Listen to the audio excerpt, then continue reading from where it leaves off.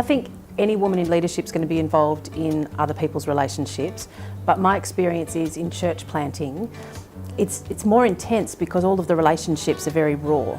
So in an existing church, I think you've got a bunch of people that know each other, trust each other, they've got some history, and they know who to go to, who they can trust. In a church plant, you've got all the excitement and the newness, but when the chips are down in someone's relationships, they don't have anyone that they can just automatically go to, so they tend to come to you.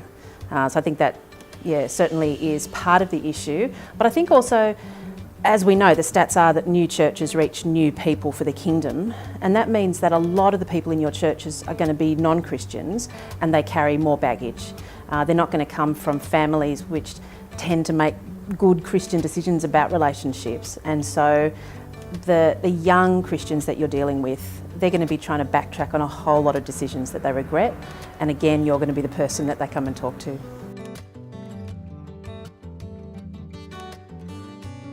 I think probably almost 100% of the time, because I think relationships is the ground in which we do all of life. I think God's made us, as we all know, as relational beings. We long for real deep connection, and so whether it's actually marriage or whether it's the de facto they're living with or the guy they've just broken up with, those things come up constantly, and I think it's where our hopes and dreams tend to land as well, in terms of wanting that sense of, am I lovable? Is someone going to hitch their wagon to me?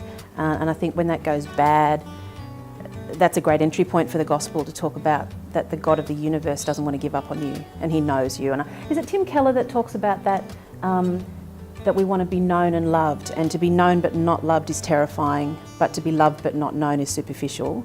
And so I think, those kinds of things come up constantly.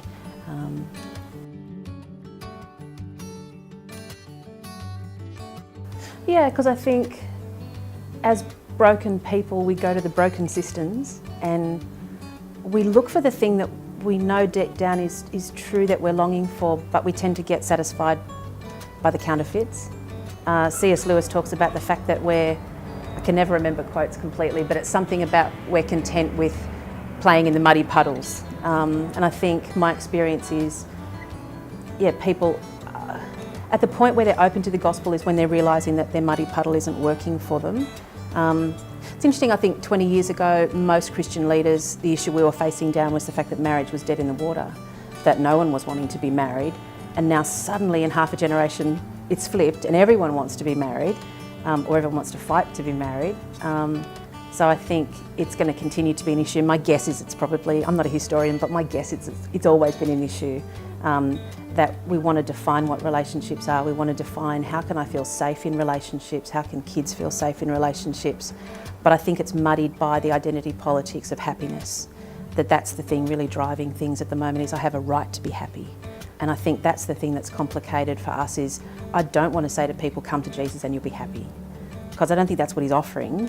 But I think come to Jesus and some of your big questions about identity and your hopes and dreams will be satisfied, but I think we've not got to get sucked in and thinking, if the current argument is I have a human right to be happy, I think, well, I'm going to disagree with you at that point, even before we get to issues of gender and sexuality. I think our place in the world is not to be happy. Our place is to glorify God and enjoy him forever. So that, the ground shifts completely on that.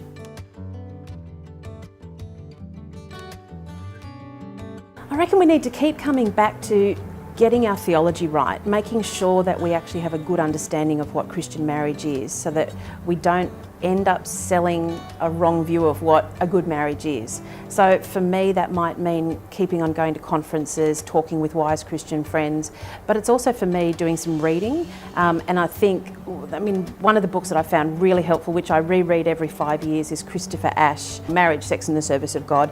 Really techie, but I think very helpful in grounding me in what I think marriage is.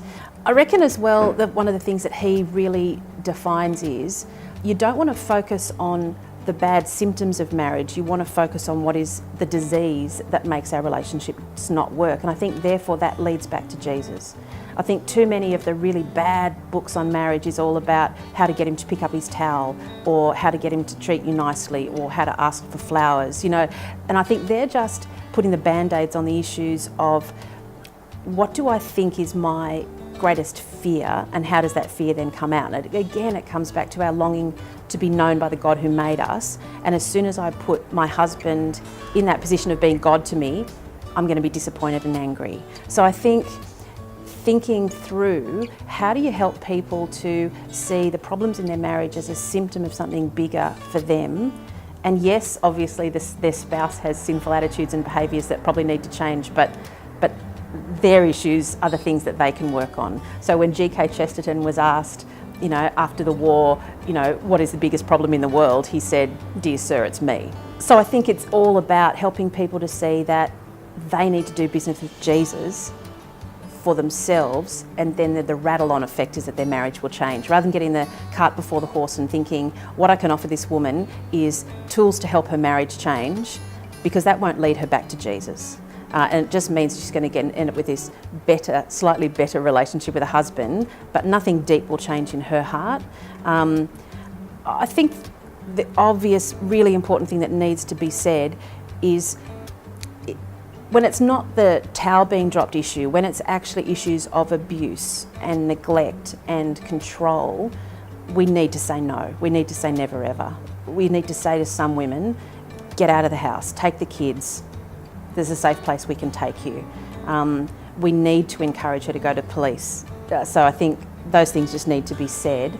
I think it's very complicated when you're dealing with a woman who says, I don't want you to report this. That's really tricky when someone says, if the law hasn't been broken, in a sense you can't do mandatory reporting, but if he is being cruel to her but no law has been broken and you don't have her permission, that's a really tricky one. And so I think one of the biggest pieces of advice I'd get is get a coach.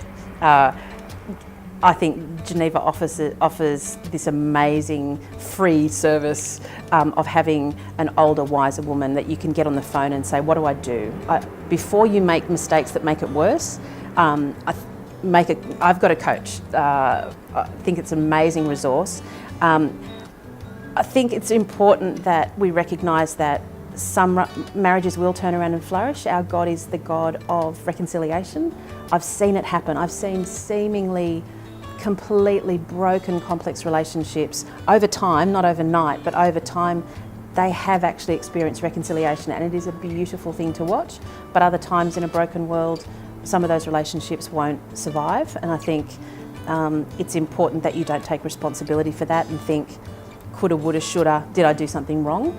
I think it's really important to also know when you need to refer people on. When do you need to refer them on because the issue is too complex, and not take responsibility for yourself. I reckon as well in a church plant, pray for older, wiser couples to join. Pray that other people would come to your church who've already been through these problems themselves, who've already helped other people through these issues, and be comfortable with actually flick passing people. One of my issues is I want to look like the clever kid. I want people to come to me, I want to be the guru. On the other hand, I don't want responsibility, but I think learn to get comfortable at saying, see that lady over there, she'd be great to talk to. And so I'm really grateful that in the little fledgling church plant we're part of, we've already got one couple who I can say, go and have a chat to her. So I think get comfortable doing that. And I think keep reminding yourself that you're just a little shepherd pointing people to the big shepherd. And I think in those dark moments where you're having to watch a train wreck happen in front of you, and it goes on for months, people's marriages don't break down quickly, it tends to be slow. And so I think in those moments where you're just lying in bed thinking, where's this going to end up? It's wonderful to be able to speak to the big shepherd and just say, I'm a little shepherd, help me to do what I can do. But to flick past that to Jesus, who has bigger shoulders, is an enormous privilege.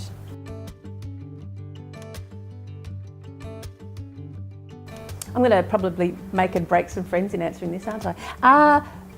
I don't think that doing weddings is particularly useful in terms of evangelism, usually because the person that walks in, by the time they've asked you to do their wedding, the juggernaut of the wedding day is actually arriving, and I don't think they're in a place where they're really going to want to rethink the whole grounds on which they're building this relationship.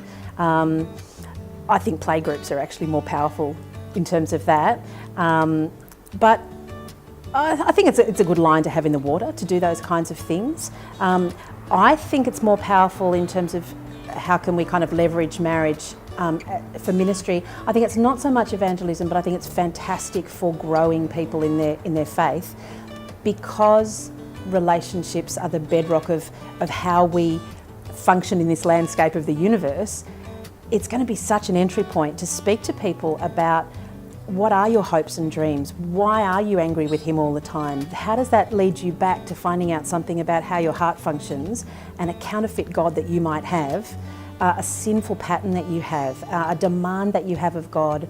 And so I think it's a fantastic thing to do. I think running marriage courses for your leaders I think is very powerful, to be able to take away your 4 couples at the beginning of your church plan and speak in a really honest, real way about what are the ways in terms of your sex life and the way that you deal with your kids and the way you deal with your parents-in-law, and those things I think flush out issues of leadership really helpfully, and I think can really fast track people thinking about where their theology actually bangs up against real life and their sinful heart attitudes. So yeah, I think probably marriage stuff, less about evangelism, more about growing people to maturity.